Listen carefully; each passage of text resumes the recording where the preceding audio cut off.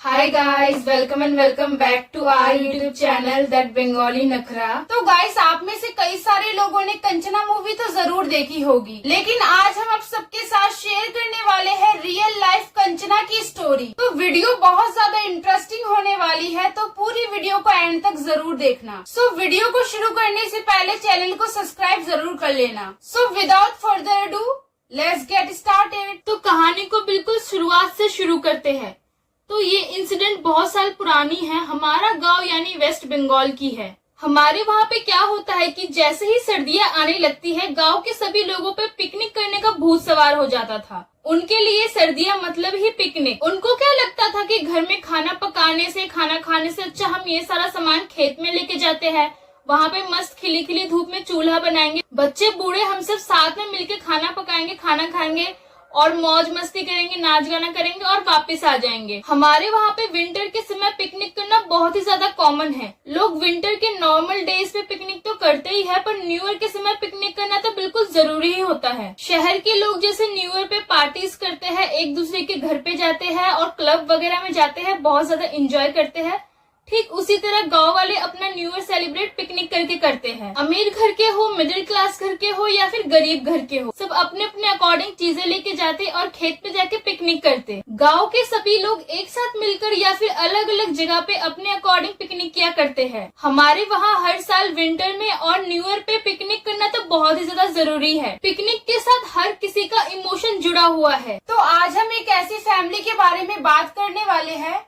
जो वेस्ट बंगाल में रहते थे, जिसमें 6 मेंबर रहते थे। 3 बच्चे, उनकी मम्मी पापा और उनकी दादी। 3 बच्चे जिसमें 2 लड़कियां थी और 1 लड़का था। सबसे बड़ी लड़की का नाम था सीमा, बीच वाली लड़की का नाम था पूजा और इन दोनों लड़कियों का सबसे छोटा भाई जिसका नाम था आनंद।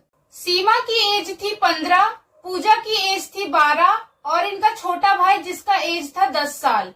इन तीनों भाई बहनों को पिकनिक करना बहुत ज्यादा पसंद था। ये सब बस विंटर का वेट किया करते थे ताकि इनकी पूरी फैमिली पिकनिक करने जा सके। ये तीनों भाई बहन पिकनिक को लेकर बहुत ज्यादा एक्साइटेड रहते थे।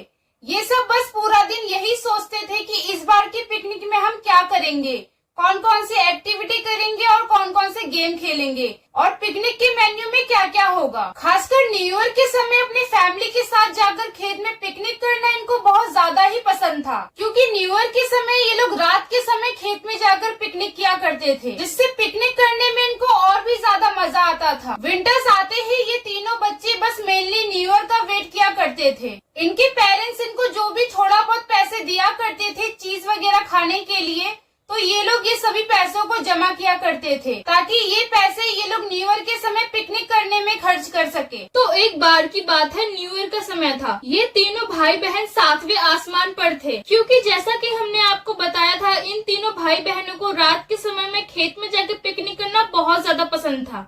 इन सभी ने इस बार की पिकनिक को सेलिब्रेट करने के लिए सारे प्लान्स बना रखे थे। इस बार ये फैमिली खेत में कई दूर जाके पिकनिक करने वाली थी। खेत में जिस जगह पर जाके ये लोग पिकनिक करने वाले थे, उस जगह को ये लोग एक दिन पहले जाकर ही देख चुके थे। जिस जगह को उन्होंने पिकनिक के लिए डिसाइड किया था, वो जगह बहुत ही सुंदर थी, चारों तरफ हरियाली थी। उस जगह पे बहुत सारी सब्जियों के खेत लगे हुए थे और तरह तरह के फूलों के बगीचे भी थे। पूरी जगह बहुत ज्यादा सुंदर थी और साथ में वहाँ पर एक तालाब भी था जो कि बहुत बड़ा था और बहुत ज्यादा सुंदर था। उन्होंने इस जगह को देखते ही सोच लिया कि इस बार की पिकनिक तो हम यहीं पे रात में आके सेलिब्रेट करेंगे। उनको ये जगह इसलिए ज्यादा पसंद आई क्योंकि वो यहाँ पे आके पिकनिक करने वाले थे। अगर उनको पिकनिक के लिए कोई भी सब्जी की अचानक से जरूरत पड़ेगी तो वो डायरेक्ट इन खेतों में से ले सकते हैं। तो ऐसा ही होता है। न्यू ईयर के दिन वो सब अपने साथ सारा सामान लेके, जैसे कि वेज नॉन वेज जो भी वो पिकनिक पे कुक करने वाले थे, लाइट्स, डीजे, स्नैक्स, कारपेट, जो कुछ भी उनको अपने पिकनिक के लिए चाहिए था, उन्होंने वो सब रख लिया और अपने घर से न्यू ईयर सेलिब्रेट करने के लिए खेत की तरफ निकल पड़े। जैसे ही वो लोग अपने लोकेशन पर पहुँचते हैं, चटाई वगैरह बिछा के बस अपना सामान ऑर्गेनाइज ही करने लगते हैं कि तभी उन्हें क्या दिखता है कि वहाँ थोड़ी ही दूर एक और फैमिली पिकनिक करने आई होती है, जो कि उनके नेबर्स ही होते हैं। तो इनको लगता है कि अपने घर से इतना दूर हम यहाँ अकेले पिकनिक करने आए हैं, चलो अच्छा है कि ये लोग भी आ गए हैं, अब हम और भी जम के पिकनिक करेंगे। पर इन्हें नहीं पता था कि जिस फैमिली को लेकर ये लोग बहुत ज्यादा रिलीफ महसूस कर रहे थे, यही फैमिली इनके लिए मुसीबतों की जड़ बन जाएगी। तो होता यह है कि दोनों ही फैमिली अपनी अपनी जगह पर खाना बना रही होती है। आनंद की फैमिली को छोड़कर जो वहाँ दूसरी फैमिली आई होती है, जिसमें 4 जने होते हैं, 2 छोटे छोटे बच्चे जिनका नाम था सूरज और गोपाल, और उनकी मम्मी पापा। इस फैमिली ने डिसाइड किया था कि ये लोग पिकनिक में नॉन वेज बनाएंगे। तो ये लोग क्या करते हैं कि ढेर सारा चिकन लाते हैं और चिकन फ्राई बनाने लगते हैं। ऐसे ही दोनों फैमिली ने डीजे वगैरह बजाकर खाना वगैरह बनाना शुरू कर दिया था। आनंद की दोनों बहनें तो मम्मी पापा की हेल्प करने लगी थी, पर आनंद, गोपाल और सूरज, ये तीनों बच्चे खेलकूद और मौज मस्ती में लगे हुए थे। ये तीनों बच्चे गेम खेल रहे थे कि तभी सूरज और गोपाल की मम्मी उन्हें बुलाती है और उनसे कहती है कि ज्यादा दूर खेलने मत जाना। यह कहने के बाद ही सूरज की मम्मी सूरज और गोपाल के हाथों में गर्मा गर्म चिकन फ्राई पकड़ा देती है और उनसे कहती है कि तीनों मिलकर खा लेना। तो दोनों भाई जाकर आनंद को भी चिकन फ्राई दे देते हैं और वो तीनों मिलकर हाइड एंड सीक खेलने लगते हैं। सबको ढूंढने की बारी गोपाल की होती है, तो सूरज और आनंद अलग अलग जगह पर छुपने लगते हैं। जिस जगह पर आनंद छुपा होता है उस जगह पर बहुत सारी झाड़ियाँ होती है, तो आनंद वहाँ पर ही बैठे बैठे चिकन फ्राई खा रहा होता है। थोड़ी देर बाद गोपाल सूरज और आनंद को ढूंढ लेता है और गोपाल कहता है कि मैं बहुत ज्यादा थक गया हूँ, चलो अब चलते हैं। आनंद अपनी फैमिली के पास ना जाकर सूरज की मम्मी के पास चला जाता है। वहाँ जाकर वो सूरज की मम्मी से कहता है कि आंटी मुझे और चिकन फ्राई खाना है। तो सूरज की मम्मी आनंद को थोड़े और चिकन फ्राई दे देती है। आनंद ने वो चिकन फ्राई जिस तरह से खाया और जितनी जल्दी खाया, उसे देख के सूरज की मम्मी और सूरज के पापा बिल्कुल दंग हो जाते हैं। उन चिकन फ्राइज को खाने के बाद आनंद सूरज की मम्मी से कहता है कि आंटी मुझे और चिकन फ्राई खाने हैं। तो सूरज की मम्मी उसे थोड़े और चिकन फ्राइज दे देती है। अपने घर के सारे चिकन फ्राई आनंद को खाते देख सूरज और गोपाल को बहुत जोर से गुस्सा आ जाता है।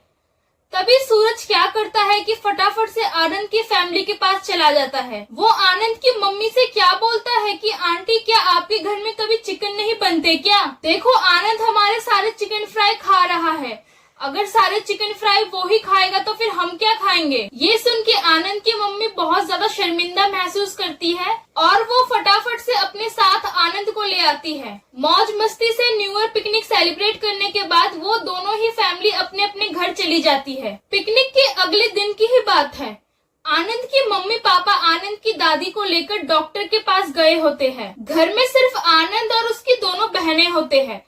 आनंद के पड़ोसी क्या नोटिस करते हैं कि आनंद साड़ी पहन के सीधा खेत की ओर भाग रहा है। तो उसके पड़ोसी क्या सोचते हैं कि शायद इसकी मम्मी ने इसे साड़ी पहनाया होगा और इसकी फोटोज वगैरह क्लिक कर रहे होंगे, और चिढ़ के मारे और शर्माने के मारे ये घर से भाग गया। जब थोड़ी देर बाद आनंद की मम्मी पापा घर वापस आते हैं और आनंद को घर पर ना पाके आनंद की मम्मी पूजा और सीमा से पूछते हैं कि आनंद कहाँ है। तो सीमा बोलती है कि आपको पता है मम्मी, आनंद ने हमें जबरदस्ती कहा कि उसे साड़ी पहननी है।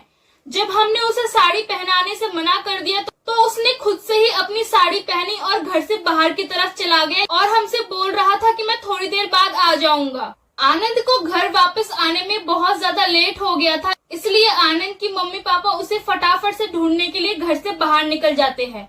घर से बाहर निकलते ही उन्होंने अपने पड़ोसी से पूछा, क्या आपने आनंद को देखा?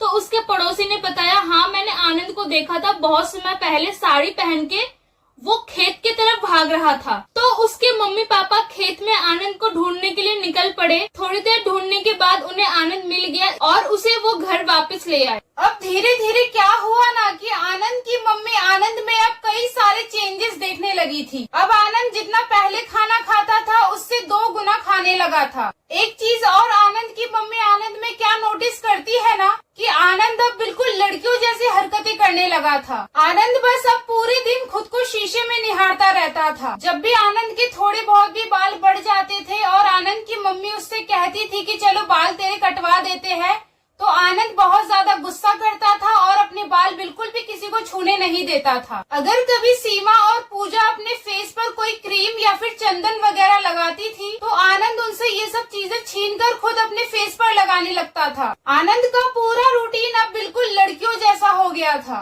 एक छोटा सा लड़का जो हमेशा पहले मौज मस्ती खेलकूद में लगा रहता था, घर में कभी भी टिकता नहीं था, वो बस अभी घर के कोने में बैठा रहता है और खुद को शीशे में बस निहारता रहता है। और साथ ही वो अब घर के काम तक करने लगा था, जैसे झाड़ू लगाना, बर्तन धोना, और इसके साथ साथ वो और भी कई काम करता था। अपने बेटे आनंद में इतने सारे चेंजेस देखकर आनंद के मम्मी पापा बिल्कुल शॉक्ड हो जाते हैं कि जिसने पहले इतने सारे काम कभी किए ही नहीं है, वो कैसे इतने सारे काम प्रॉपरली तरीके से कर सकता है। आनंद अब लड़कियों जैसी हरकतें करने के साथ साथ लड़कियों जैसे बातें भी करने लगा था। एक दिन की बात है, आनंद की फैमिली को किसी के घर से शादी का इनविटेशन कार्ड आया था। जैसे ही सारे लोग शादी के लिए घर से निकलते हैं तो वो लोग क्या देखते हैं कि आनंद ने अपने सारे लड़कों वाले कपड़े उतार लिए हैं और उसने एक चमकीली भड़कीली सी साड़ी पहन ली है। साथ ही उसने अपने हाथों में चूड़ियां भी पहन ली थी और वो पूरा 16 श्रृंगार करके रूम से निकला था। आनंद का ऐसा रूप देखकर आनंद की मम्मी आनंद से कहती है कि मैंने तो तुझे रेडी कर दिया था ना, फिर तूने ये साड़ी क्यों पहन ली? तो आपको पता है कि आनंद क्या बोलता है? वो कहता है कि जब मैं एक लड़की हूँ तो लड़कियों वाले कपड़े ही पहनूंगी ना। और ये सारी बातें वो एक लड़की की तरह कहता है। उसके घर वाले ये सब देखकर और आनंद की ये सारी बातें सुनकर डर जाते हैं। आनंद का ऐसा रूप देखकर उसके घर वाले समझ जाते हैं कि कुछ तो गड़बड़ है। घर वालों को ये पता चल गया था कि ये उनका बेटा आनंद तो नहीं है, बल्कि आनंद की जगह कोई और ही है।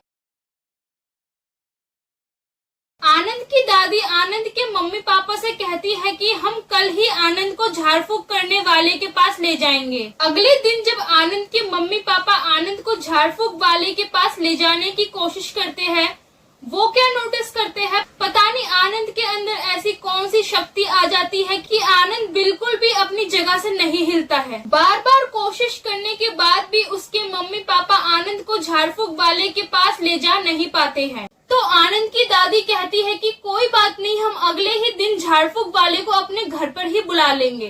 तो अगले दिन जैसे ही झाड़ फूक वाला आनंद के घर आता है और जैसे ही आनंद झाड़ फूक वाले को अपने घर आता देखता है, वो हड़बड़ाने लगता है और भागकर सीधा अपनी मम्मी के पास चला जाता है और अपनी रियल आवाज में कहता है कि मम्मी चलो ना, हम नानी के घर जाते हैं, बहुत दिन हो गए हम नानी के घर नहीं गए। इसे सुनकर आनंद की मम्मी बहुत ज्यादा चौंक जाती है।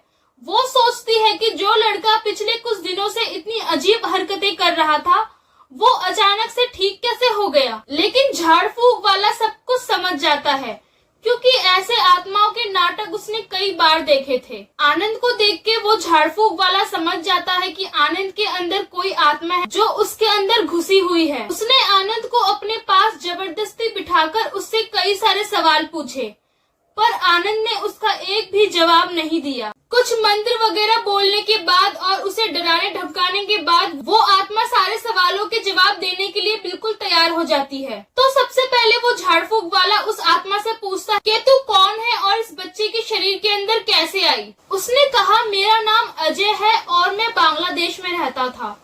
बचपन से ही मुझे लड़कियों जैसे कपड़े पहनने में, लड़कियों जैसे तैयार होने में बहुत अच्छा लगता था। मेरी सारी पसंद लड़कियों जैसी थी। मुझे घर घर खेलना, साड़ी पहनना, तैयार होना, सजना संवरना बहुत ज्यादा पसंद था, जिस वजह से वहाँ के लोग मुझे बहुत ज्यादा बुरा भला बोलते थे और मेरी बेइज्जतियां करते थे। मैं सबसे अलग था, इसलिए वो सारे मुझ पर हंसते थे और मेरे वजह से मेरी मम्मी पापा के ऊपर सारे लोग हंसते थे और उनका अपमान करते थे। मेरे ऐसा होने से सारे लोग मुझे और मेरी फैमिली को परेशान करते थे और हमें बिल्कुल गाँव के सभी लोगों से दरकिनार कर दिया था। उन्होंने हमें इस हद तक परेशान किया कि हमने सोचा कि हम लोग अपना घर ही छोड़ देंगे और यहाँ पे अपनी नानी के घर आके रहेंगे। हमें लगा यहाँ आकर सब कुछ सही हो जाएगा, पर यहाँ पे भी ये सिलसिला बिल्कुल चालू रहा।